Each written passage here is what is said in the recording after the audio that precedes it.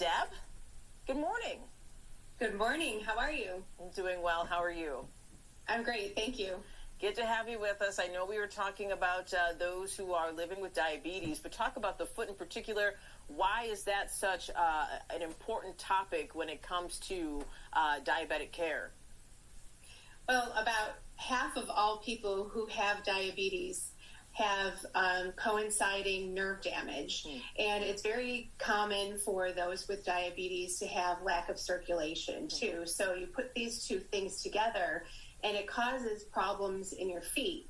So one of the best ways to prevent complications from diabetes is to always be aware of what you can do to protect and always plan for protecting and being proactive on making sure you have good foot health. Yeah. It's something very common that diabetics deal with all the time. Yeah. So what are some good common practices of good health, foot health? Well, with the nerve damage, you could have numbness, tingling, and pain. But with the numbness, one of the problems is that pain indicates that there may be something wrong. When you don't have the numbness, you can't tell that there's something wrong. So every day you should be taking off your shoes and socks and making sure you check your feet. If you can't see your feet yourself, you should have someone help you to check your feet for wounds, for maybe ulcerations, for something that's just starting to develop.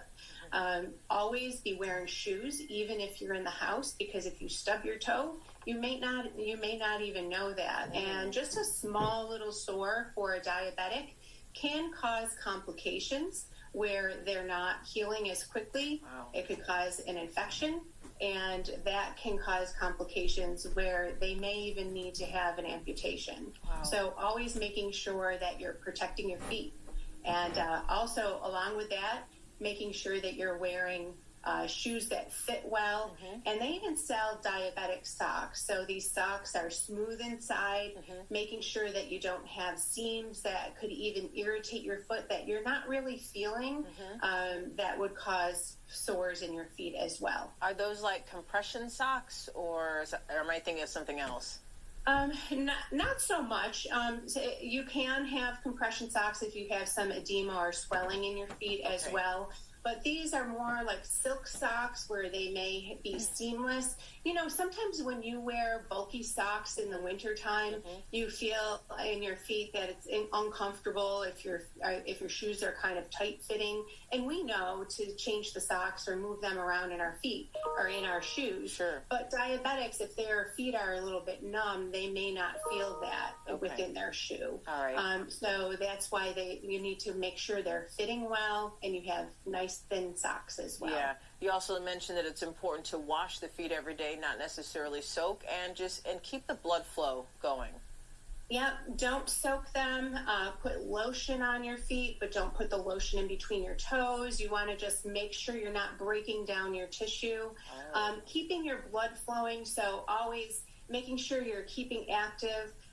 Don't trim your toenails tight down, but trim them straight across. If you can't see your feet or reach them to trim the toes yourself, see your podiatrist to do them.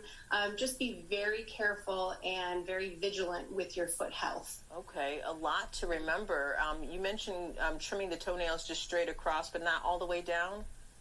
Yeah, not all the way down. You want to avoid an ingrown toenail. Okay. This can, again, cause another wound, which can lead. It's very hard for a diabetic to heal their wounds. It takes longer, which can lead to an infection.